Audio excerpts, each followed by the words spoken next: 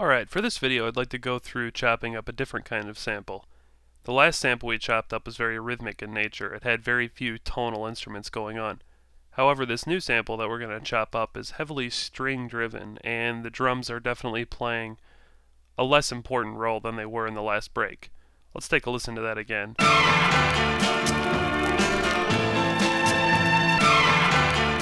So it's just 2 bars of strings, and we're going to go through and cut that up and try to layer up the sound in an interesting way. You may have tried to do this on your hardware interface if you're coming from that world, and if you haven't tried to do this at all, it can be a lot of fun to take a really boring melodic sample and kind of spice it up by layering a sound on top of itself and detuning the layers to create a chord rather than a single note.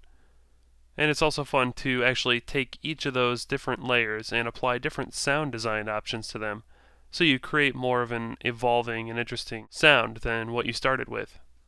So let's take this string sample and chop it up like we did with the last one. Now before we get to slicing this sample up, I want you to take a look at something down here. You can see that I've actually double-clicked on another one of these warp markers and moved it around a bit, because I felt that the timing of this clip wasn't quite where I wanted it to be. Now as you may remember when we were talking about the warp engine in Ableton Live, you know that the more you change up the timing with the warp markers and the more you detune it and change the tempo and all that stuff, the more the audio quality is going to suffer as a result. Therefore, when you start using custom warp markers like this, even if you just do very subtle adjustments like I did here, you'll still want to take into consideration what warp algorithm you're using. I think that there will be a definite difference between the beats algorithm and the tones algorithm as applied to this clip, because this clip is far more tonal than it is rhythmically oriented. I'll play it back once more in beats mode, then I'll change it to tones mode, and you can hear the difference, especially towards this last part of the sample that is degraded a little bit in quality because of how I kicked this warp marker forward a bit. Take a listen. You can hear it start to hitch right around here. So if I change this to tones, you can hear that there's far less of a hitch toward this last half of the sample.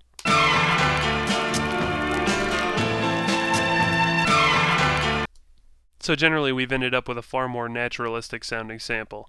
And so I'm going to use the tones warp algorithm rather than the beats algorithm for this sample. Now I'm going to go ahead and slice this sample like we did with the last one. Right click, go to slice to new MIDI track.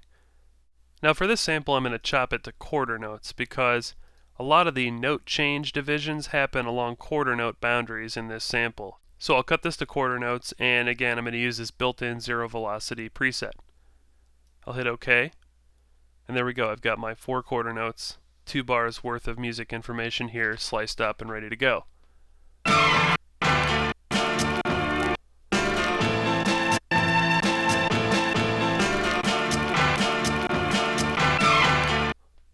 And as you can see, interesting new ideas are already coming out, viewing it in terms of slices rather than just one whole sample to be played back and looped.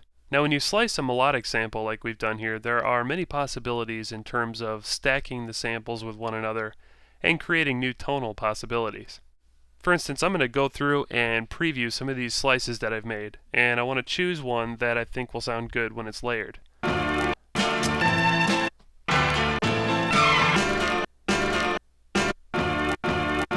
I think I'm liking slice 4, so I'm going to make a copy of it. I'm going to drag it right up here, and then I'm going to make another copy of that copy. So now we have 2 copies of slice 4 up here to work with. Now since I want to layer these sounds and trigger them with only one pad, I need to make a multi out of this. And a multi-pad is simply a pad that contains more than one chain. Remember, each of these pads by default represents one chain, but if we combine the pads, there will be more than one chain assigned to one pad. So if you hold down Command and then drag one pad over another, it will create a multi. If I double click on this, you can see that there are indeed 2 chains now that are triggered by this one pad. So now if we come in, if you click on each chain, you'll see the relevant simpler device for each of the chains. Also, since I'm going to want to be doing a lot of custom settings on these 2 slices, I don't want either of these simpler devices to be changed by the macro knobs over here. Therefore, I'm going to go through this one simpler that's still assigned to the macro knobs and just quickly deassign all these parameters so that I can get at them and make custom settings.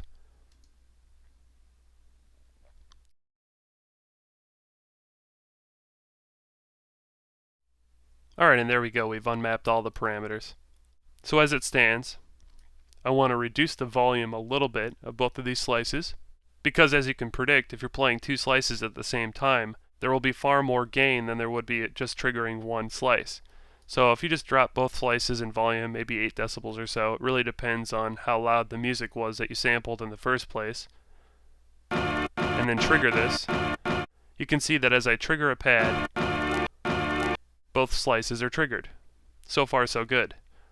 Now I'm going to come up here and choose my first slice. I'm going to leave it at its regular tuning, so 0 transposition. However, I'm going to come to my second slice and I'm going to tune this up.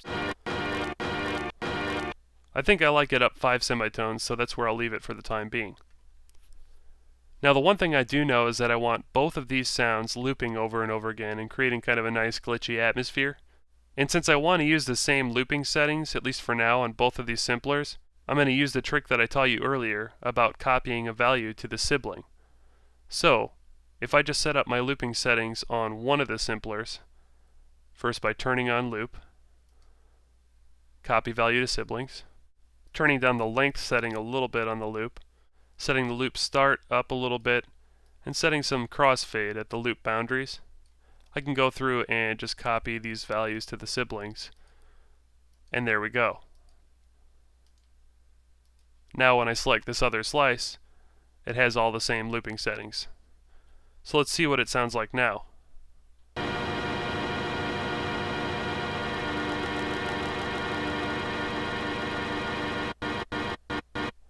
It's starting to turn into more of an atmospheric pad sound than it is the original sound that we got off the record. Additionally, I want to set the release phase on the volume envelope up a little bit so that it trails off in a little bit more of an atmospheric way. So I'll set about, say, 3.5 seconds of release time. Again, copy value to siblings and trigger it. Maybe a little bit more, up to 8 seconds. Next, I want to go through and differentiate these two samples from one another by cutting out some unnecessary frequencies and making a more interesting mix. By far the easiest way to do that, besides simple retuning, which we've done on this second slice here, it's sometimes a good idea to go ahead and filter out unnecessary frequencies using the filter down here. So on this higher tuned slice, I'm going to go ahead and put this on high pass filter, and I'm going to cut out some of the muddier lower frequencies.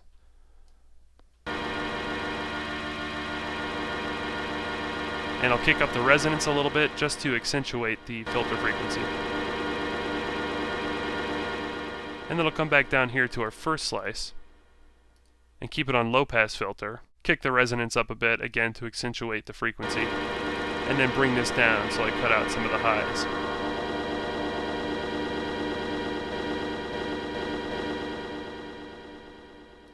Now we have a little bit more of an interesting sound going.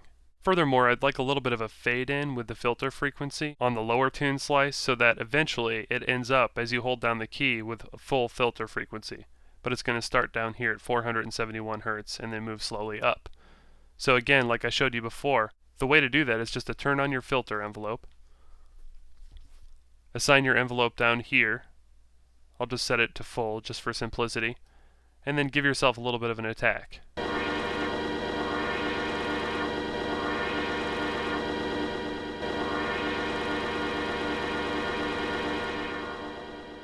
I set the sustain up to 100% because I don't want the filter frequency to drop down as I hold down the key.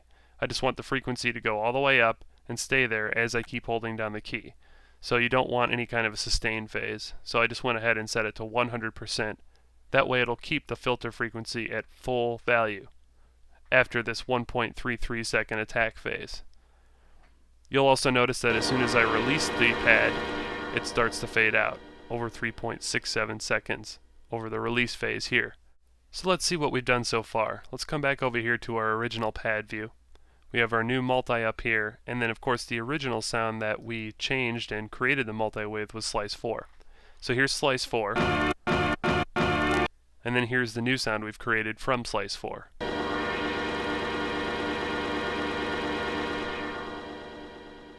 So as you can see, there are some really exciting sound bending possibilities just with a few simple looping and filter controls in the simpler device, which comes free with Ableton Live. Of course, there's a whole lot more you can do here, and that really comes down to the way that you use these 8 macro knobs that we keep coming back to. The nice thing about these knobs is that they can be assigned to parameters not only on the simpler device or whatever you have dragged into your drum rack here, but they can also be assigned to effects devices and other things that you've dropped into the interface. So for instance, if I wanted to drag in a Redux device and put it right on this multipad so that it's triggering after the output of both of these slices, I'd put it right here.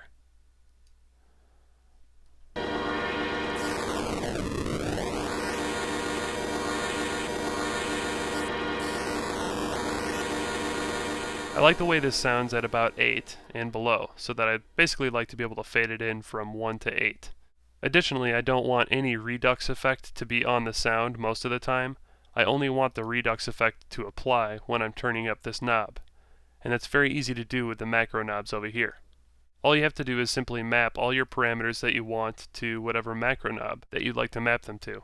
So for instance, I don't really need this start offset macro knob for the time being, so I'm going to go ahead and map some new parameters to that macro knob, start offset. That is the 5th macro knob down. So I'll map that, and additionally I'm going to map the power button on the Redux device to start offset. What that's going to do is every time I turn the macro knob up to a value above 0, it's going to turn on the Redux effect while simultaneously turning up the downsampling rate. So if I come back over here to start offset, turn on map mode, scroll down to macro 5, start offset. I'm just going to go ahead and delete these assignments for sample start, and just keep the 2 new assignments that I've made, that is device on and sample hard. Now I'm going to rename this macro knob. I'll call it Redux for simplicity. And additionally, I'm going to map one of my MIDI knobs on the MPD-24 to control this macro. So I'm going to turn on MIDI mapping up here. I'm going to click on the Redux knob, and then I'm just going to twist whatever knob I want assigned on my MPD-24.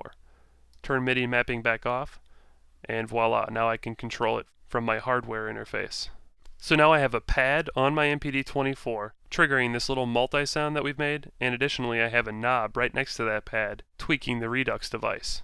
Let's hear what it sounds like. So immediately we see a problem. The Redux device doesn't even turn on until halfway in the knob's turning range, so we have to change some of the scaling settings that we saw back up here in map mode. Indeed, if you take a look at this, device on doesn't happen until 64, that is the middle of the knob's turn radius.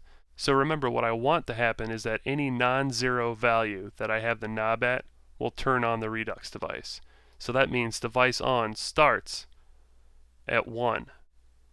Now let's take a look at how this sounds.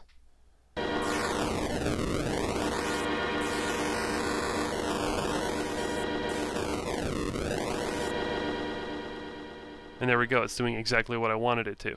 So this is an important lesson. Always keep in mind the ranges of the various parameters that your macro knobs are modifying. Let's get even crazier with this and drag in another effects device right after the Redux. Let's go with the reverb unit.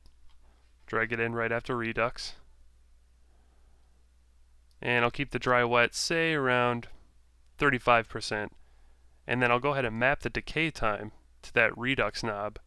So now this knob is turning on the Redux device, turning up the downsampling rate, and kicking up the decay time of the reverb.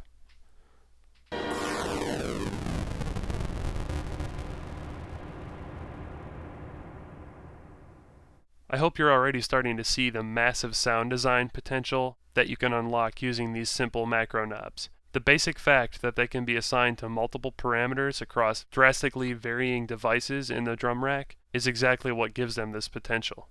I think for my final touch, I just want to create yet another chain based on this same copy. Again, I just held down Option or Alt if you're on a PC and dragged down, and it created a new copy of one of these chains. So now I have 3 notes triggering at the same time. I'm going to come down to this new copy I made, and I'm going to bring it down to +3 semitones. So now I have root note, I have a note playing 5 semitones higher than that root note, and I also have one playing 3 semitones higher.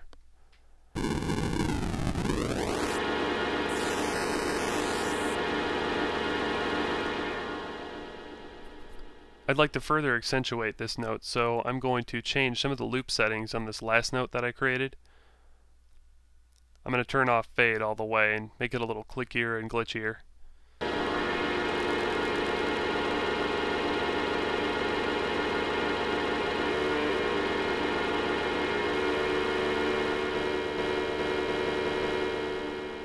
And I think it would sound cool if that macro knob we were using before would turn up the loop length as well.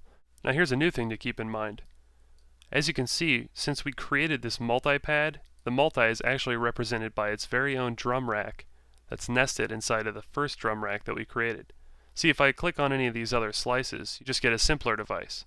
But if I click on the multi, it actually brings up another drum rack nested within the first drum rack that we made. Because that happened, if I click on this slice and then try to map one of these knobs to that first macro knob we created before, it's not going to work.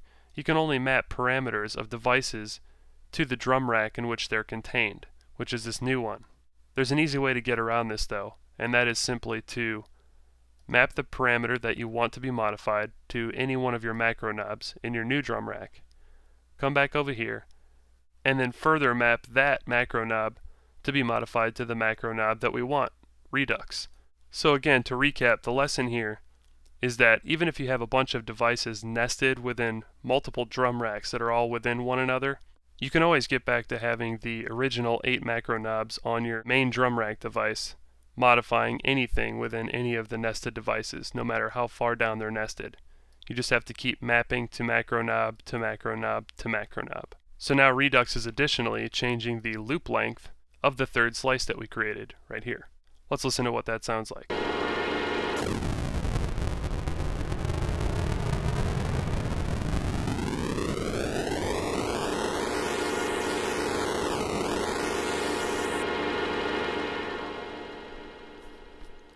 I think the Redux is having too much of an effect when I turn the knob up a lot, so I'm going to go back into map mode on the first drum rack. I'm going to come back down to our macro 5 knob, which is what we want here.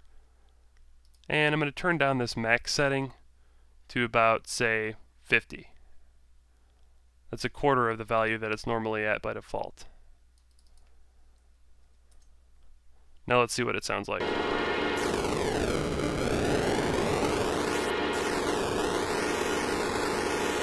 Actually, I'd like it to be even smaller, so let's bring it down to roughly 22.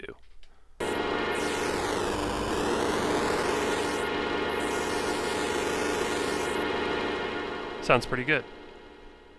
So just to recap, what I've done with this min and max setting up here with the sample hard parameter on macro knob 5 right here is I've set it so that when the knob is all the way up at 127, it can only turn the sample hard parameter up to 22 at the maximum.